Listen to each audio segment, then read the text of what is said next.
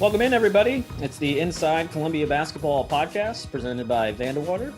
I'm one of your co-hosts, Kyle Matrician, joined this week by my good friend and pal and buddy and cohort and co-worker, got all the titles in there, Mike Kowalski. Mike, how you doing? Great. Good to be here. I'm here for this part and part two. You'll be. That's right. Michael. So viewership will go through the roof once again once you see his lovely face. Can't wait to see those numbers go through the roof. Pat Desir, as he just said, we've got women's basketball coming up first for everybody. It's going to be the other two first years that we did not talk to 2 weeks ago. So this week we have Eden Gaynor from West Virginia, and we have Nicole Stevens from Ohio joining us for the women's basketball segment, and Pat Desir will be with us for that segment. And then following that, we'll talk to two of the men's basketball juniors, Ike Nweke and Ben Milstein, who are both on campus now, right? Yep. All right. Both participating in phase athletic activities, so we'll get to talk about that. It's a good part two if you're a big basketball head. If you want to get into the nuts and bolts of running a college offense and things like that, you might learn a couple things. Then we have fun with everybody like we normally do. So good mix of heavy topics and lighter topics. But we'll get to that shortly. That's right. I learned what horns was today. I'm curious. What's I never knew. I always heard that terminology used, and I'm just like, is everybody running the same play or is something different here? Like if I see a coach on the floor yelling horns, I'm like, do I automatically know what they're running? Not necessarily. I mean, I thought you were going to go with another thing, like you see everybody runs like a Lakers or like a Knicks or something like that. I thought that's where you're going to go with that, but I went horns. Horns is in my head. Yeah, all good. Yeah. All right. Well, we're going to hear from women's basketball next, so stick around. This is the Inside Columbia Basketball Podcast presented by Vandewater. They say you play basketball, you play football, you play tennis, but you can't play boxing. You have to fight. I remember the night where it went completely downhill. It was a massive tumor that had wrapped itself around my spine. Dr. Hartle, who was my surgeon, he aced it. They resurrected me. On August 9th, 2014, I became the WBA middleweight champion of the world. John, we're outside of Jag 1. Tell us why this place is so important to your patients. We're serving New York, New Jersey, and Pennsylvania as an outpatient physical therapy and occupational therapy center. We've worked very hard in the last 2 years to bring us close to 100% in-network in all our facilities. We treat every type of pathology and illness and surgical intervention, taking that patient's needs and building the rehab program around that goal and attaining the goal. All right, welcome back to the Inside Columbia Basketball Podcast presented by Vandewater. We've got two women's basketball first years, the other two first years that we haven't interviewed yet. We have Nicole Stevens from Pickerington, Ohio, and we have Eden Gaynor from Wheeling, West Virginia. So first of all, Nicole and Eden, thank you so much for joining us today. Of course. Thanks for having us. No problem. And I would be remiss if I didn't say we have our special co-host back this week, Pat Desir. Pat, good to see you, as always. Good to be here, Kyle. My wife just shut the door in the other room. I'm being too loud as she's teaching fourth grade. All right. So as I said, we have Nicole and Eden joining us today. And the first thing we want you to do, Nicole and Eden, I know a little bit about you. Pat knows a little bit about you, but we want you to introduce yourselves to our listening audience. So Nicole, we're going to start with you. If you could just give a quick little introduction of yourself, your basketball story, maybe how you started playing basketball, how old you were, and kind of what ultimately led you to where you are now. All right. So I'm Nicole Stevens. Like you said, I'm from Ohio. I started playing basketball probably around the age of 6. I have 2 older brothers, so they kind of beat up on me when I was younger playing. And it's kind of how it started, playing on a little tiny basketball hoop in the living room. So I've gone from there. And then as you'll find out later, I've played with Eden for about 4 or 5 years at AU. So we have a great connection. And now we found out right now. There we go. We don't have to find out later. We found out right now. All right, Eden, why don't you give everybody a little introduction of yourself? Okay, so I'm Eden. I'm from West Virginia. I'm a guard. So I started playing in 5th or 6th grade, and before that, I actually was a competitive swimmer, which no one really knows that. And my brother started playing basketball, and I just started working out with him, and I loved it. So I quit swimming and just started playing basketball. And I How just, old were you at the time when you did that? I think I was like 13. Okay, so you're like eighth, ninth grade, something like that. Yeah, it was like seventh. Oh, seventh. Okay, I Yeah. forget how old I was and what grade I was in. Continue. Anyway, yeah, so I just started loving it, and then I got on an AAU team. I started playing with Nicole, and yeah, we just been playing together. And yeah, I went to Wheeling Central for high school. We won a state championship, so that was fun. So yeah. You both mentioned that you're both on the same AAU team. So, I mean, how far apart did the two of you live from each other? Like, how far is Pickerington from Wheeling? It's about 2-ish hours. Okay. So was the AAU team that the two of you played for kind of located in between somewhere, like based in between somewhere, or? We had people kind of from all over. Like we had a girl from Pennsylvania, Kentucky, but we practiced out of like Huntington and Charleston. Okay. Okay. About how far was the furthest girl on your AAU team, would you say? How far is too far to travel for AAU to be on a good AAU team? We barely practiced just because everyone was so far away. I think the furthest was probably 5-6 hours. So we would usually do 1 or 2 weekends out of the year, and we would just practice all day Saturday, spend the night, all day Sunday, just going over plays because we would barely get the chance to practice. Pat, did you do high school sports, like travel, whatever, travel ball? Baseball. Did you travel a long way to be on travel ball teams? Not Were you really. that high caliber? I wasn't that high caliber. Okay. I wasn't that Okay. good. Oh, There was no AAU for the bowling or golf team, so I didn't have to worry about that. Wasn't traveling too far. I played baseball, so travel baseball. But were you guys did you guys recruit other girls to be on your team, or was it like pretty much people in the area, or people you knew, or was it like we need to create like this dream team Miami Heat situation where like LeBron and D Wade and Chris Bosh was like on the team where you guys kind of recruited some of the best girls from around the area? So I remember when I was young, like in 7th grade, I don't think we were on the team yet, and my old AAU team played them, and they were all from Huntington.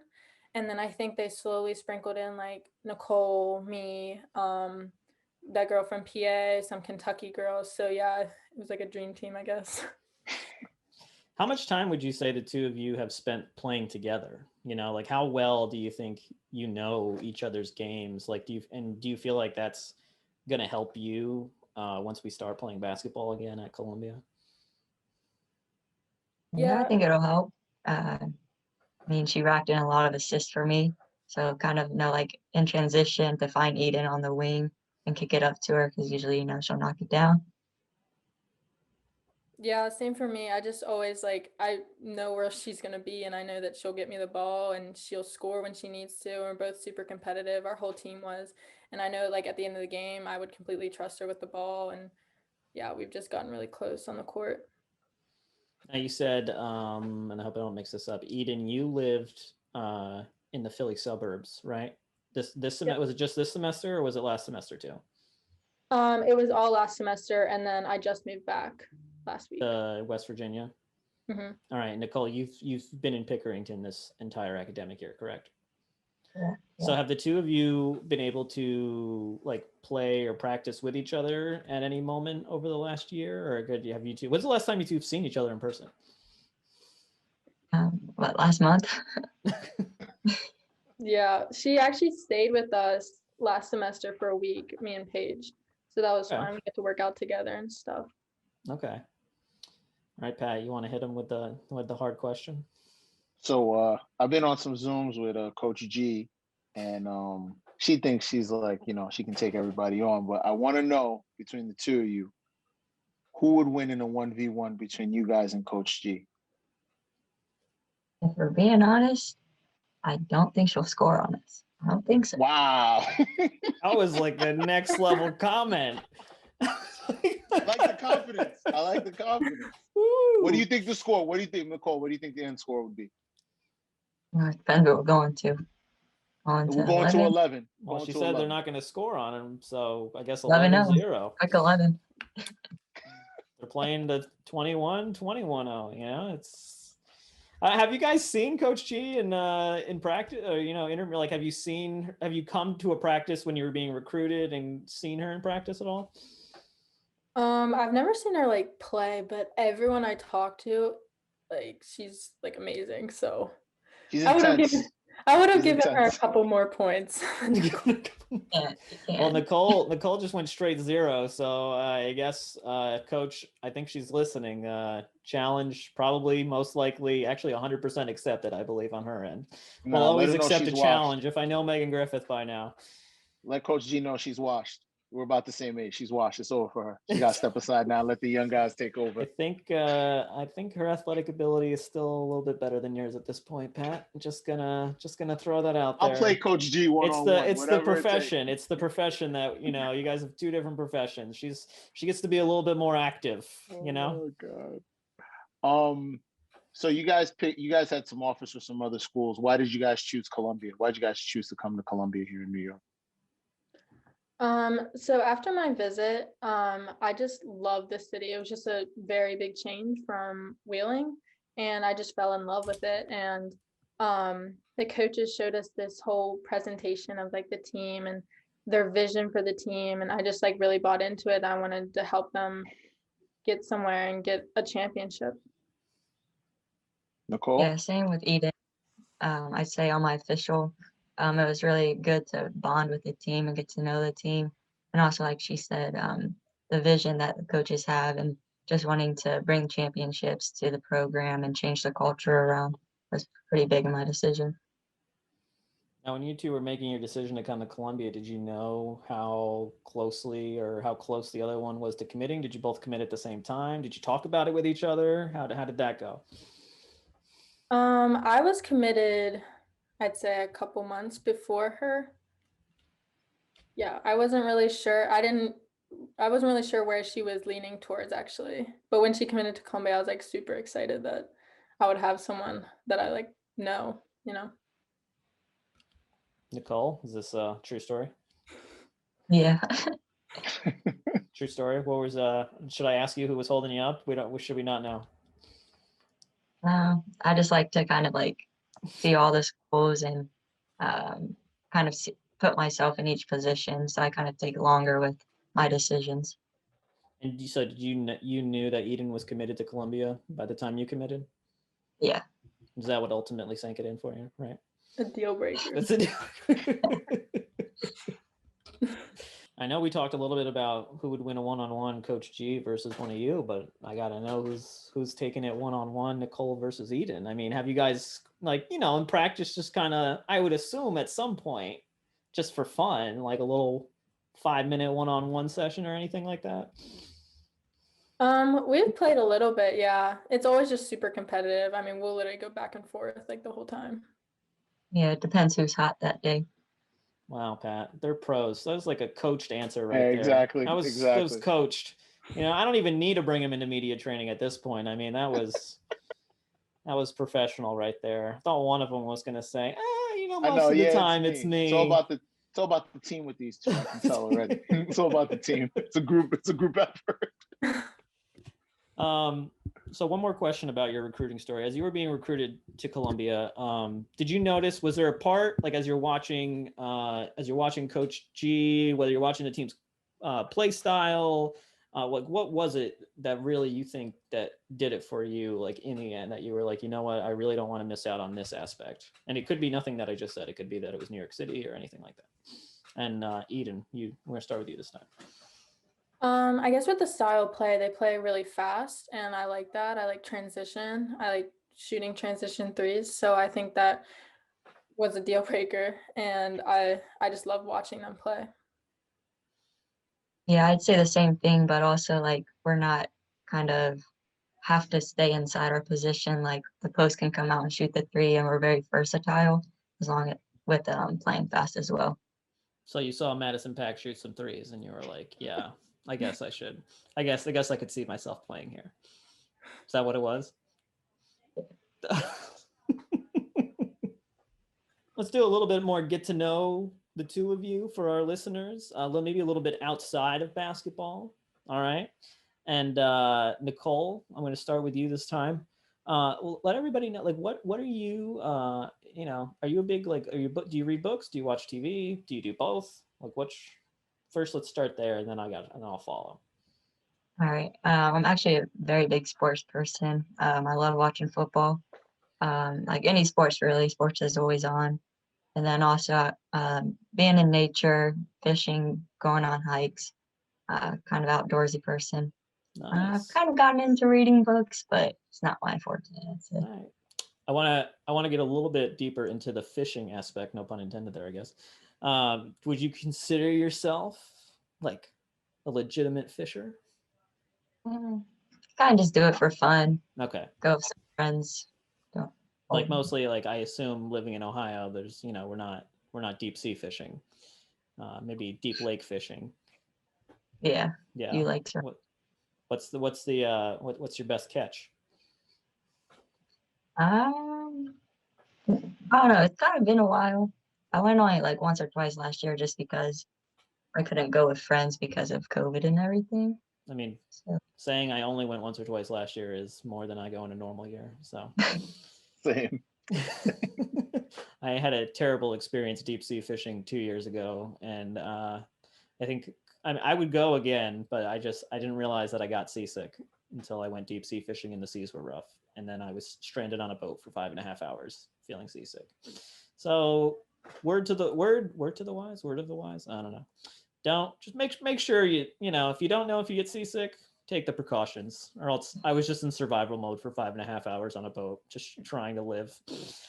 You said you like to watch sports a lot. You said sports are always on in the house, and you said you like football. So I assume you're big. You got a college football team. Is it Ohio State? Being from Ohio, it is Ohio State. Oh, you got any Michigan family or friends that you just never talk to? My grandma's from Michigan, so we're kind of always hard on her these past couple of years since they can't beat us and we're too scared to play us this year. So kind of her. And now we get a little insight into the Stevens household, or the Stevens extended family, I guess. Coach Ty's a big Ohio State fan, right? Mm-hmm. Yeah, we'll text each other on the weekend sometimes. Nice. Eden, we're gonna go over to you now.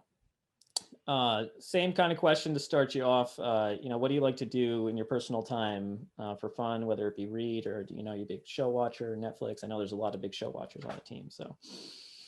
Yeah, I actually do read a lot. I haven't been able to read a lot this last year just because of school or whatever, but I've always been a big reader. Other than that, yeah, I watch sports, like huge WVU fans, my whole house. Hate Ohio State. Oh, okay. To throw that out. It'd be a little bit more of a rivalry if they were in the same conference, but. Yeah. Well, how do you feel about WVU in the Big 12, by the way? How do you feel about that? Are you like a fan of this, or do you wish you were back in the Big East? I actually don't know. I don't think she's old enough to know that. Yeah. Oh, really? Sorry, yeah. You're right. God, I dated myself. When I was in college, WVU was in the Big East. Yeah. Sorry. I graduated in 2011. Old, jeez, how old were you? Well, I guess you were only like, when were you born? Like 2000? 2001, yeah. Oh, jeez. My 10-year-old self did not know that. Oh, God, I'm sorry, everyone. I'm sorry. I'm sorry. I should just say that. You can just be like, I wasn't old enough, Kyle, and sorry that you're old. Sorry, I think I'm just going to keep all of this. This is great podcast content right here.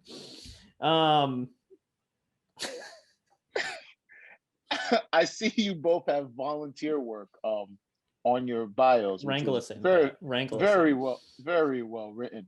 Why don't you guys talk about your volunteer work that you guys have done? So my school always does like a canned food drive, and we always get to volunteer and do that. And it's a super cool way to just hang out with friends, and you're also helping people.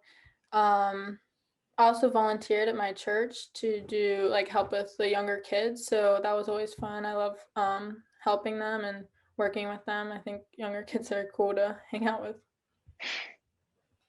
Nicole? My school also does a canned food drive. So did that and then helped out like whatever really needed to be done. Like for example, like the library, they were cleaning stuff out. So went over there and helped get the books off the shelves and transfer it. I also volunteer at my church as well with the younger kids. And I also worked with a special needs little boy with Down syndrome every week for a couple of hours. So that was really fun, kind of engaging with him and helping him with skills he was developing and such. Very nice. Wow, that's very cool. very nice How and did you noble. just kind of get thrown into that, Nicole? You said helping out a child with Down syndrome, or was that something that you know one of your friends was doing, or how'd you get involved? Well, actually, I have a couple, like my cousin has Down syndrome and my brother's autistic, so I've been around it, and they needed some help because the main person that was watching him had moved out of state, so I kind of just stepped in and said I could help because I've had experience with it. Very nice. Does it make you like, what do you feel like you bring, like how do you feel like you help in particular because your brother is autistic, and you said your cousin, right, has Down syndrome, right? So like what is it that you feel like you provide in that scenario? I guess comfort and just being patient with them, I think patience is huge with them trying to explain their feelings and so forth. And then like my cousin, all her siblings are older. So kind of when I was younger, she latched on to me a lot. So I guess just bringing comfort and being patient with them.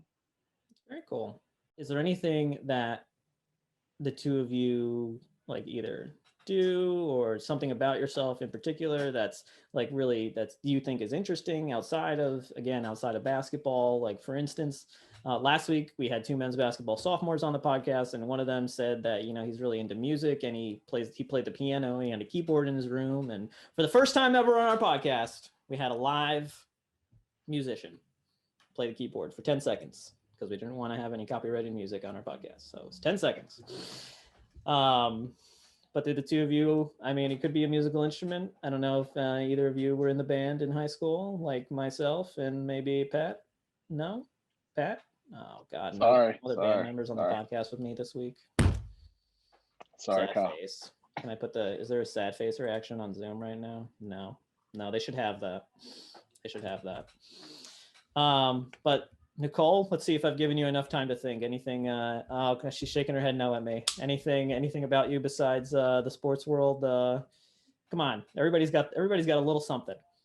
I guess kind of since quarantine, I kind of gotten into the stock market and learning about it more. Oh, I picked that up. Everybody, I know. The thing is, me too. Like I had never really looked into the stock market outside of my retirement fund. So what have you learned, Nicole? Let's share. This is become a stock podcast. Stockcast. So my brother is a banker, so he's kind of been helping me along the way and like kind of learning like don't panic because it's gonna go up and down a lot. Yep. So like when it goes down to buy more and kind of reading the chart. I'm still kind of trying to learn that, but getting there. Nice. What's any tips? Any hot stocks I'm supposed to be looking at? This is not considered insider trading, right? This is not considered. It's not. This is just. Yeah. We're just having a conversation. Well, nobody here is an insider, so then it can't be insider. This is all outsider trading. Well, Bitcoin kind of had a big drop last week, so I got a little bit more of that. Oh wow, look at you. She's in the Bitcoin. She's in the Bitcoin. I don't have any Bitcoin. Just to ask a follow, because I'm new to this, is there a way I'm supposed to be buying the Bitcoin, like through a protective site, or can I just get on like my Fidelity or whatever and just buy it that way? I use a protected site, but I'm not 100% sure. I should be the one answering the question for you. No problem. I like what you need to do is get your own windmill and generate Bitcoin yourself. That's really put something out on the football field. That's what he's doing in West Virginia. He's got the windmills. Yep. Pedaling on a bike that's powering the machines to generate more Bitcoin, right? So Eden, anything interesting that you've been up to or you have done in the past? So something I guess no one really knows is when I was younger, I went to Honduras for like a medical mission trip. So that was a really cool experience. And I think I'm going to be going again this summer, so I'm really excited for that. Very cool. So what did you do on your first trip, and is it going to be similar to what you're going to do on your second trip? So the first trip I helped out with the younger kids and was just there as like a mentor, just doing fun things with them that they usually wouldn't do, and just and for this summer, I'm going with a group and my dad, and they're performing surgeries on some of the kids, and so I'll be helping out with that. Is your dad performing surgeries? Yeah, he's a eye doctor, an ophthalmologist. Oh, interesting. Yeah. Very cool. Is he, well, he's located in West Virginia, so I won't be seeing your dad for my ophthalmology appointments anytime soon, I guess. But how old were you when you first, how long ago was that when you first went to Honduras? I went my 8th grade summer, so going into freshman year.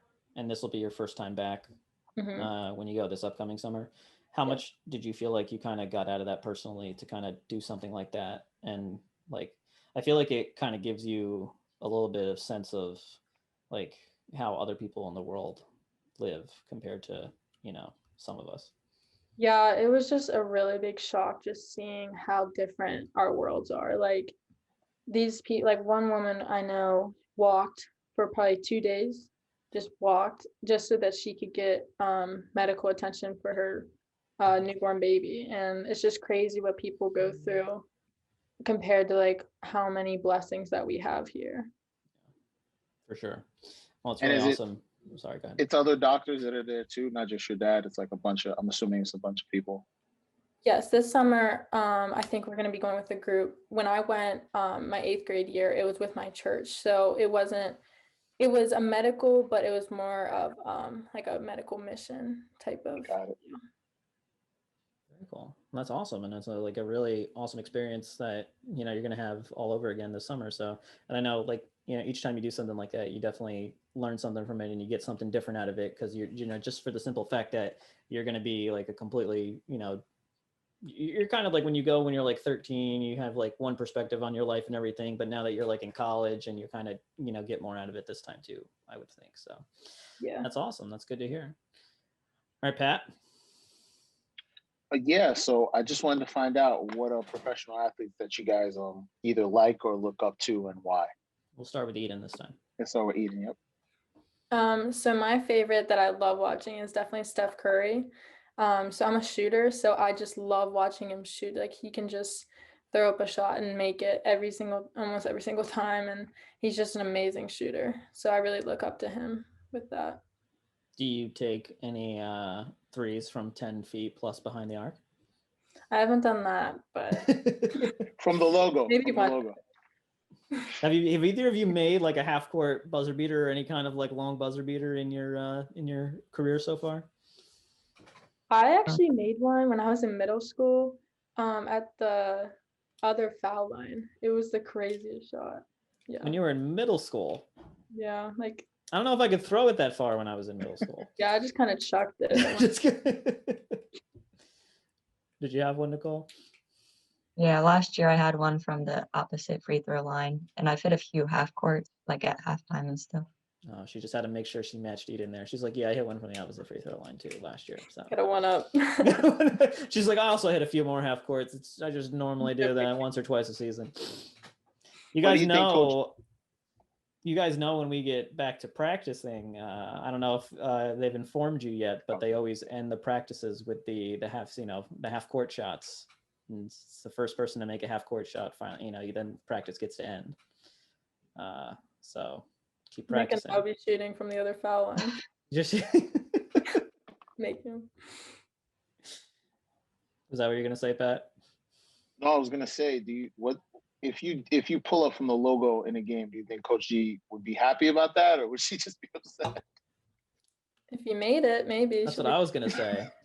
If it went in, then she can't. Yeah. Right. Well, Nicole and Eden, really appreciate the two of you taking the time to join us today from your various locations. Look forward to seeing the two of you on the court next season. Fingers crossed. It better be. I don't know. I shouldn't even question it. I should just say yes. Next season, we'll see you on the court 100%. We'll see you in practice even before that. So, again, appreciate the two of you taking the time today. Yeah, thank you for having us again. Thank you. Not a problem. And Pat, thank you for joining. Thank you for joining me for this segment. I don't know if you're joining us for the men's basketball segment, but we will find out in a few minutes. We're going to take a quick break. As Pat likes to say, pay some bills. Pay some bills. Got to pay those when bills. We come back, we're going to talk to some juniors from the men's basketball program. So stick around.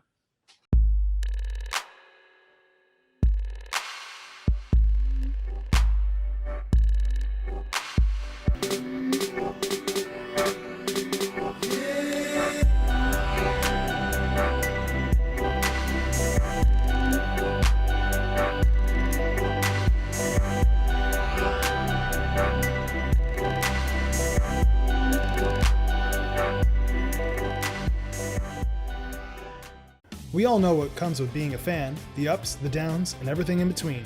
Share a Coke with a friend. Coca-Cola, the official beverage of the Columbia Lions. At Athletic Brewing Company, we've built America's first craft non-alcoholic brewery. We've created a lineup of award-winning non-alcoholic beers. Our beers are made with organic grains and start at only 50 calories. Athletic beers are perfect for anyone who loves being healthy and active, but also loves to enjoy great tasting beer with friends. To give us a try, go to athleticbrewingcompany.com and use code athletic20 for 20% off your first order. Okay, welcome back. I'm back, joined here with Kyle, as always. Right. Pat unable to join us for part 2 here. I said at the end of part 1 that he may unable to join us for part 2, but that's okay. He's a busy guy. I was not even aware of the offer, so I offered it to him. He might become a more regular host now. I think Pat adds some flair. All right. So we are joined by juniors Ben Milstein, Ike Nweke from the men's team. Guys, welcome. Thank you for having us. Yeah, thank you for having us. So we talked a little bit last week with Cam and E. You guys just started phase athletic activity. Just to get your perspectives on how things have been going this last week and what you guys have been up to and what you're able to do right now. Pretty much. We've just been going over the plays, doing like a little bit of shooting and some skill work on the side, but primarily just trying to get the foundation of the offense in for the new guys, because we have 5 new freshmen. So not being able to practice or do or to be in the gym at during this time right now, kind of set us back I would say 5-6 months probably. And with a new incoming class of 5 or 6 freshmen coming in for next year, we couldn't have 10-11 people not know the offense. So right now we've just been trying to just hone in and just beat the offense into the freshmen and into the newcomers to just try to just help them learn as fast as possible and efficiently as possible. So it's just been a lot of offensive schemes and stuff like that, as well as just doing some skill work on the side to still keep up with the regular routine of being in a basketball season, pretty much. Yeah, just echoing what Ike said. Today actually was my first day back. I was home for a while. So after my quarantine, after getting tested, I was able to lift and practice today. Or do some phased athletic activity today. So I'm happy to be back and to just get back in the groove of things. Very important distinction you made there. Phased athletic activity. It's much different from practice. That's for sure. That's for sure. So what exactly were you able to do today though, Ben? Today we basically just lifted, and then after that we were able to do some shooting drills. So it wasn't anything extensive. I think it was a good rest day for the guys who had been doing more intense things throughout the week. But I enjoyed it. I liked getting shots up and getting a little lift in. How long had it been since you got some shots up in the Dodge Fitness Center? Probably around a year from today. Yeah, I was gonna say. Not long. So it's crazy. Yeah. Everything, last season was ending around this time. Mm-hmm. Yeah, this is the first week of March. I mean, I think next week this time is the week that we all got sent home. Yeah. Everything was happening. And it's crazy to think about. It's crazy to think about that I've been recording podcasts from this kitchen table. I mean, in front of the Statue of Liberty for nearly a year. It's crazy. It's crazy. So Ike, you were talking about getting the offense down, especially for the freshmen and everything. Can you guys remember what it was like for you when you came in, learning the offense? Was it completely different than what you guys had done in high school? It was a complete culture shock. Like it was a complete culture shock, mainly just because like I feel like in high school you can get by with like not really running that many plays. Like it just as long as like the four of the people that you're playing with like kind of play together, you guys can win games and like be successful. But in college, like only like very like talented teams like can really just like not play any offense and like still win games possibly. But even then, like they still have to have some semblance on offense. So for us, it was just completely different because I had never had to learn more than like 10 plays in high school.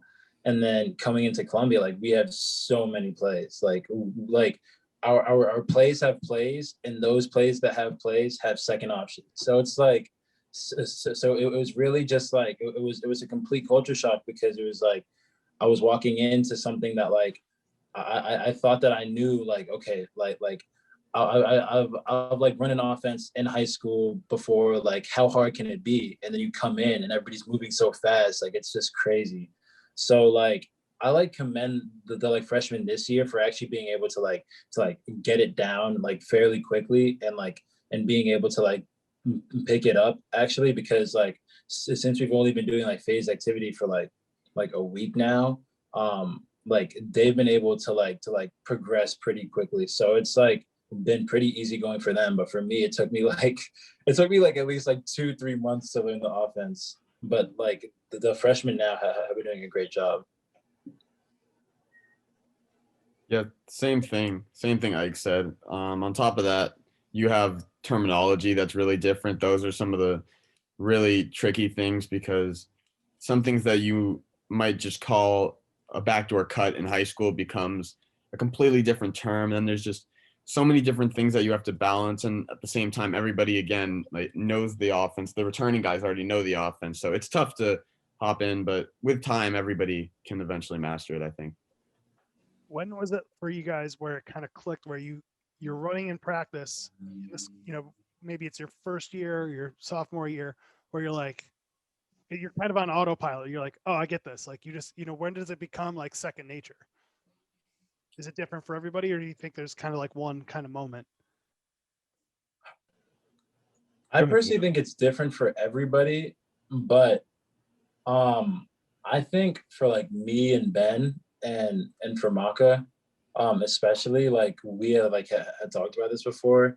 I think it was like when the season was winding down freshman year, and then like the last like 4 or 5 games into the summer before sophomore year, that was like the time where it was like, yo, like this finally makes sense. Like I know why I'm running to this spot like right now, because it was just like before it was like, okay, like I know I have to get here and get to point A and then get to point B, but I don't really know like what doing A can like help the like team and kind of thing. So when we finally learned like what we were doing like has a much greater impact than that specific play, like that's when it like finally started to like click. I don't think there. Oh, go ahead. No. I was going to say I have like a related question, because I feel like I've worked. Mike and I both worked at different schools, clearly. But like when I'm at basketball practices, and granted I didn't play high school basketball, so you're going to be informing me here. I don't know tell. I feel like everybody runs plays that have the same names, right? And it's like I'll be at a school and it's like we're running horns, right? And I'm like, in my mind, I'm like, how does everybody run horns? Like, is it the same play everywhere, or is there like slight variations? There's like there are a few slight variations with like how things could be run, because in the Ivy League, like pretty much everybody plays similarly. So we pretty much play like a Princeton offense. We play a Columbia offense. We play a Columbia offense. Yeah, well, yeah. We play a Columbia. So we play a let's yeah. You got caught there. So we play a Columbia offense. So it like has so many similarities to what the other teams in the Ivy like do as well. So like we'll literally call a play and then they'll be like, yo, like they're running this. But like their play is like slightly different to what our play does or the effect of what kind of like basically what I'm trying to say is like although they may have similar names, they're not all the same because of the slight variations that the coach from the specific school kind of like puts into it. Like Coach Engels likes to have like a lot of like motion and like a lot of like extensive cutting from pretty much everybody. So I feel like we cut more than a lot of other teams in the Ivy League. So that's like something that like kind of differentiates us from a lot of the offenses and at the other schools. All right, Ben, I didn't know if you were going to say something. I cut you off before.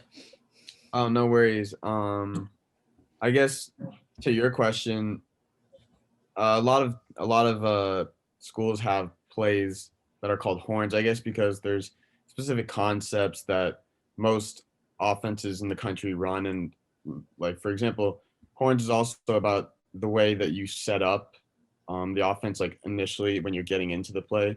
So just in terms of stuff like that, I guess a lot of schools find it easier to just describe the kind of the shape in which everybody's in. So like they call stuff horns or they call other plays similar concepts that other schools do.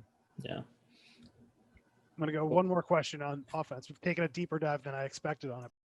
You know, when you're playing a Princeton or a Penn, do you notice from year to year, like they run the same plays, but there's a slight variation depending on who's like stepped up or like different personnel? Like, does that happen from year to year too? Definitely. For example, I think we've seen Princeton and even Yale a little bit change their offenses towards what the strengths of their players are. So for example, Princeton, ever since I've been here, Princeton kind of has added a post up component for their 3-man because their 3-man is pretty successful in the post. So they add certain things that they know their players do well. But besides that, like Ike said, a lot of the offenses in the Ivy League are very similar and run similar concepts. So I think it does, like for the majority, it does stay constant from year to year based of it. I want to talk to you a little bit because this is your first time with us, and you know you've got a tradition of having your family members come to Columbia. So talk to us a little bit about that for those that might not be aware.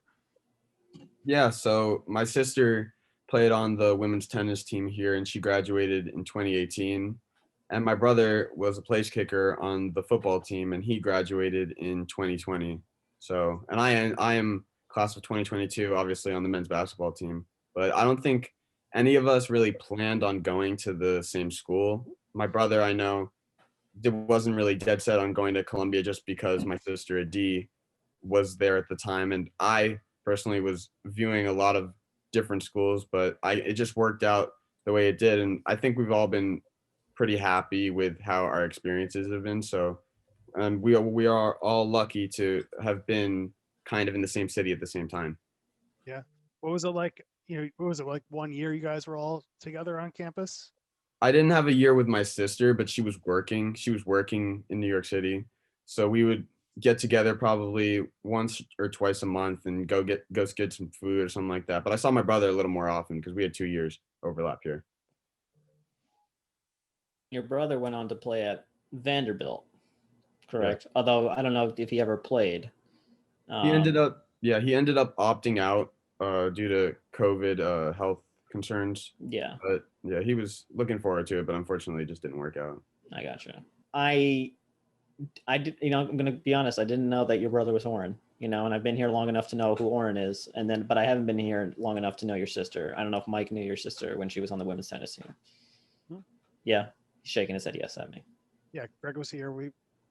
It's kind of well documented. Like there's 3 Milsteins It's well documented, guys. But here I am, Yep.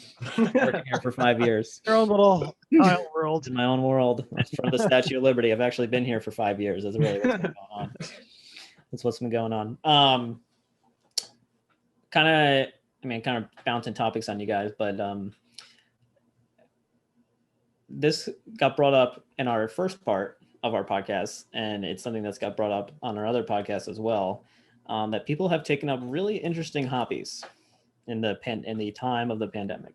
And I feel like we've talked to a few people who, like, on the women's portion before this, like, all of a sudden, like, interested in the stock market, never knew anything about the stock market, and like all of a sudden now they're kind of investing a little bit.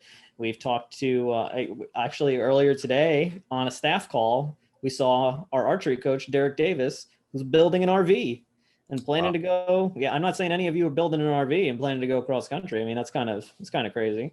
We've talked to some people who have gone skydiving, right? Have done something crazy during something they probably would have never otherwise done. So just got to ask you guys, anything over the last year that you've done or you started to do that's just, driven by the pandemic? You're like, I never would have done this if it wasn't for this. I think for me personally, I just wanted to like find ways to like make my body feel like as great as it could possibly feel. So I took up yoga. Nice. So like nice. I probably like do yoga like 3 times a day, like for like 30-40 minutes like each session or whatever. Okay. And I've also like kind of switched to like a form of veganism. So that's something completely new that I didn't really think that I'd be able to do it, but like now that I'm doing it, like it just seems super normal. So Nice. yeah. I learned how to ride a bike. I never knew how to do that growing up. I was always on a bike with training wheels. Just never. Yeah, I never learned how. And wasn't on the Ivy League application. No, thankfully No. I didn't require it. So when did you learn? I assume over the last summer, and who taught you? I think it was a combination of some of my teammates later on when we got back here helped me with it a little bit. And then when I ended up going back home, we started working on it a little bit, me and my dad. And I mean, I don't think it took very long. He was helping me. Dying. He was helping me for like a day or two. And then I was pretty much good after that. That's awesome though. Is there any videos of this? Do we have videos? I was actually there for one of Ben's practice runs. Oh my gosh, because like Ben and Randy actually learned how to ride bikes at the same time. Oh my goodness. It was just so funny watching them because that is probably like, or back then, Ben was probably like one of the worst bike riders I've ever seen in my life. But I like having seen him now, but I just hope that he has improved because he would not have been able to. He would not have been able to like bike. He's going on a cross country bike ride next month. Yeah. That's to that RV. That's to Derek Davis's RV. That's right. You and Derek Davis. Oh my goodness.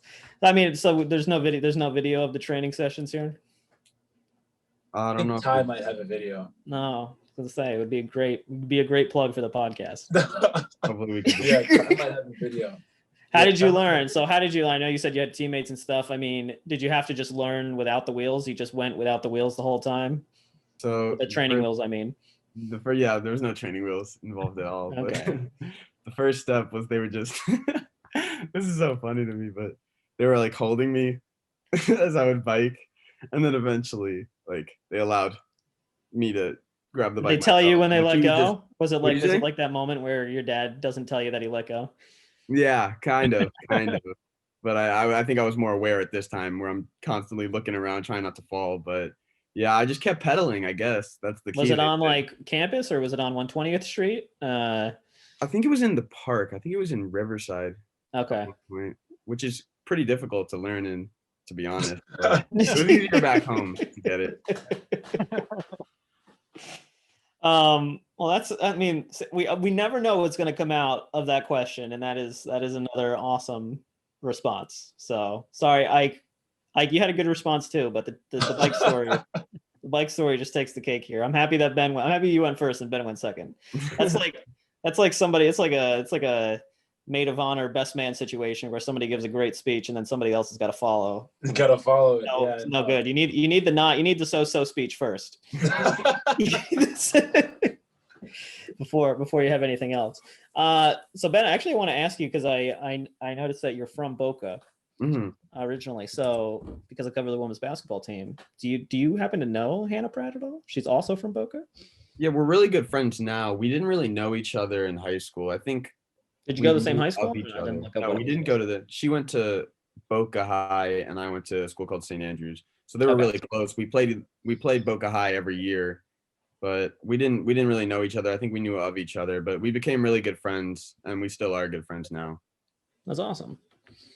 Are you one of the people in the crowd at the women's basketball games?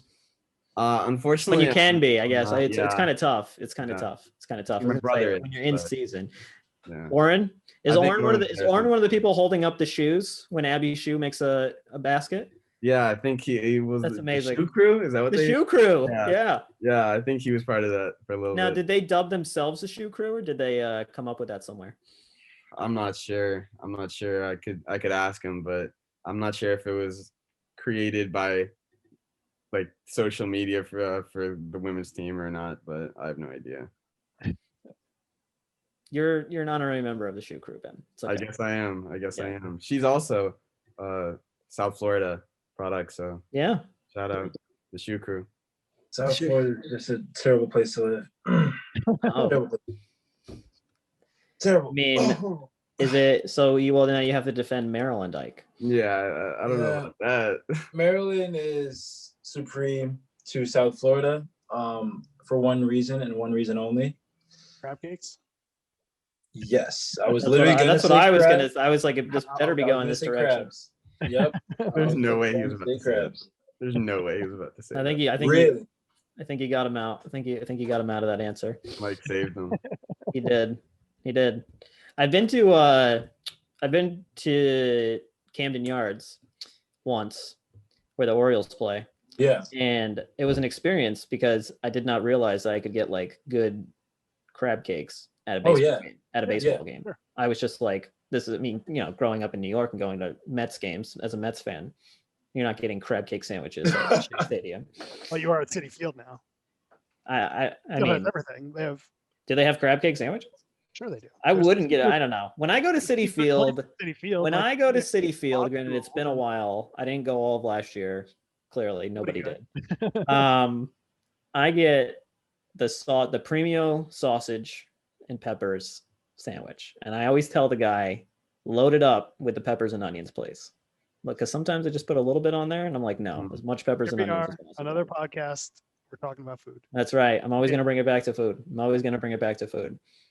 100%. That's really what the people are here to talk Right, about. so, what are your like arena / ballpark go-tos? What are you going for, Ben? I'm not really a big fan of baseball, but I do love You football. did say arena / Yeah, ballpark. Come any on. sporting event. What do you? Sporting event go-tos. Session you're going to? I'm a huge Miami Dolphins fan. It's like it's an obsession, I think, at this point. So I'd probably go to Hard Rock and grab a hot dog or something. Just watch the Miami Dolphins hopefully win, even though they haven't done that a lot in the last 20 years. They were pretty good last year. Yeah, they were barely missed the playoffs, but Shout out to Danny Flores' brother Brian, yeah, exactly. old equipment guy, Florida. head coach. Sir. What about you, Ike? I mean, is it the crab cake sandwiches? Or are you going to basketball? Who do you root for in the NBA? Do you root for a player? Do you root for a team? I am a huge Miami Heat fan. Surprising. Because Dwayne Wade was is my favorite player ever. Yeah. So just like ever since like 2005, like since I could remember actually like visibly watching basketball, my dad has always like watched Miami Heat. So ever since then, I've just loved the Miami Heat. I've never actually been to the American Airlines arena though, which sucks. But I have been to my most favorite arena that I've ever been to, probably Staples Center. Like that's crazy. Like I would say either Staples Center or Madison Square Garden. Yeah, probably Staples Center though. Yeah, probably Staples Center. That Good segue, Ike. Let's talk about a couple of years ago when you all played at Madison Square Garden, beat Iona. And what's that experience like? Is it something like, do you walk in there, you kind of feel the history? Like, are you thinking about all the great players and people who've gone through those halls and everything like that when you walk in that first time? Well, my first initial thought was, yo, like the Knicks play here. Like, this is crazy. Like we're about to play on the same court as them. Like, and for some reason, like, I just like felt like there were so many people there.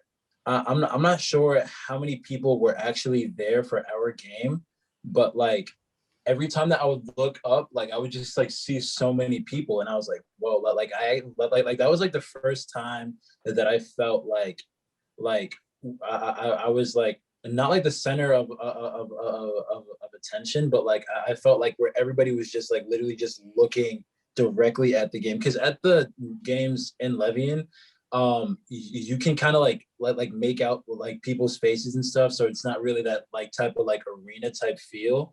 But like at Madison Square Garden, like people were like directly just looking down on us, and it was just crazy. That's the lighting effect. The It's lighting like situation you're on too. stage, but you're not on stage. And It makes everything else dark, so you just kind of, you can't really make out everybody's faces, but you just feel like, yeah. I'm going to share an inside at Columbia Athletics secret.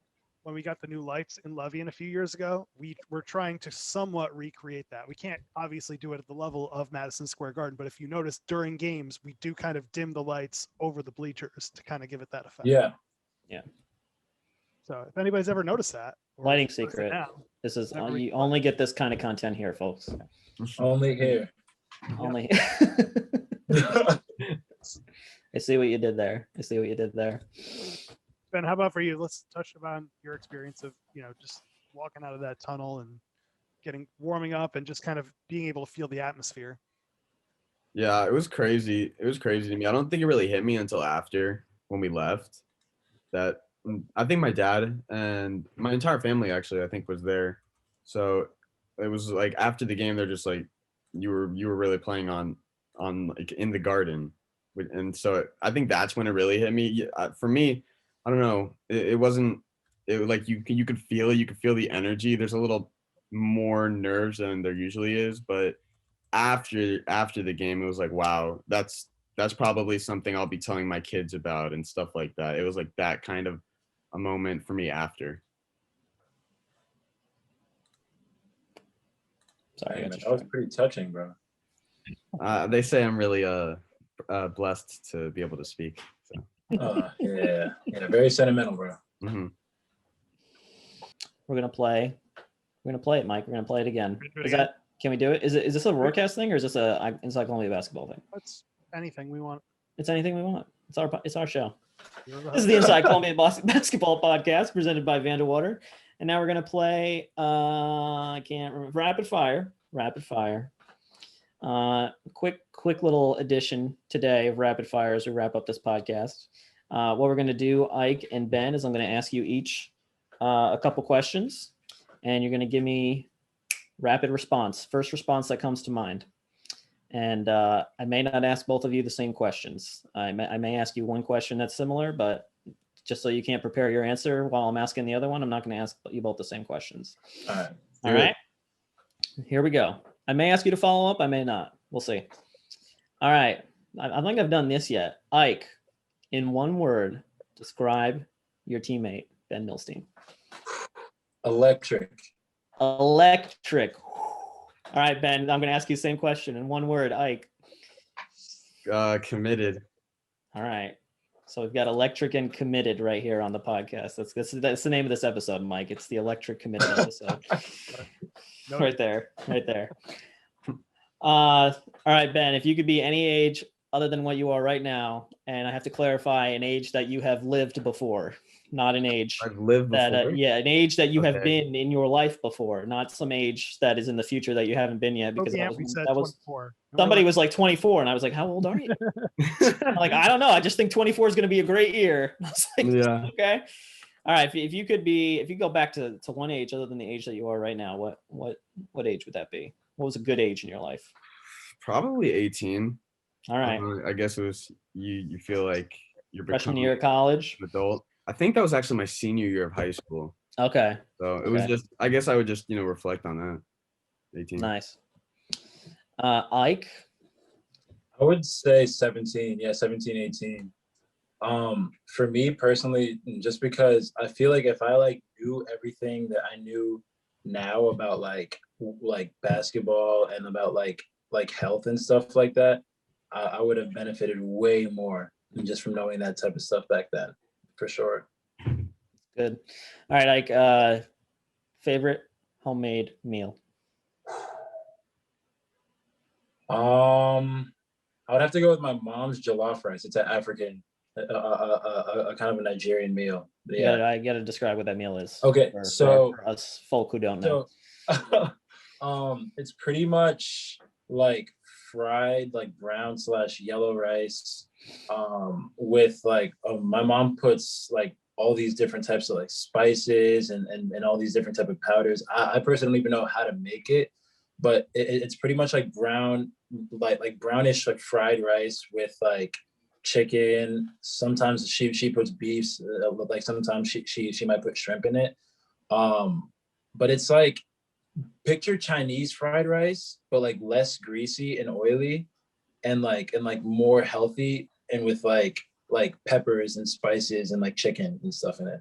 You're trying to say the Chinese food that I eat for dinner isn't healthy for me? Is that what you're trying to tell me? I mean, it definitely has some sort of like health aspect to it, but it's not. I can't. It'll keep me alive. That's the health aspect. It'll keep me alive for the time being. All right, Ben, what are we watching on? What's the favorite show? What are we watching? If you had it, as soon as we're off this podcast, you turn it on Netflix. What are we watching? Oh, wow. Right now I'm watching this new show called The Last Kingdom. Yo, that is a great show. That is a great show. Uhtred. Ike? Yeah, Uhtred. Yeah, I'm really. My God, my wife and I watched the first few seasons of The Last Kingdom. We haven't, so they moved it to Netflix. Yeah. And when Netflix basically got ownership of it, like we watched like an episode or two, but it just didn't have the same feel. I don't know how far you are into. I'm like season 3, episode 3. So are you on the Netflix episodes now? Like, yes, that Netflix made? Yeah. Okay. I think so. I'm at the point, I think they just gave up Skade, I believe her name is. Yeah. Back to the Danes. If you're watching, wait, didn't I put you onto that, Ben? You did. You did. You did. He did like months ago. I definitely watched all of season 1 and 2. It's been a while. Like it's been at least a couple of years since I've last watched The Last Kingdom, but Really? I like it. Great show. Is it Game of Thrones kind of? It is, but it isn't. There's not like the fantasy aspect. Yeah. Not my cup of tea. Sorry. Mhm. There's not, but it's actually based on real events. Yeah. It is. It's based on like what century are they in? I think it's like, 9th century. Oh, yeah. My wife's yelling from the other room. 800? So the 9th century. Yeah. Yeah. And there's actually, like, if you look up some of the characters in that series, they are real people. Yeah, they're real people. Yeah. Yeah. Crazy. Yeah.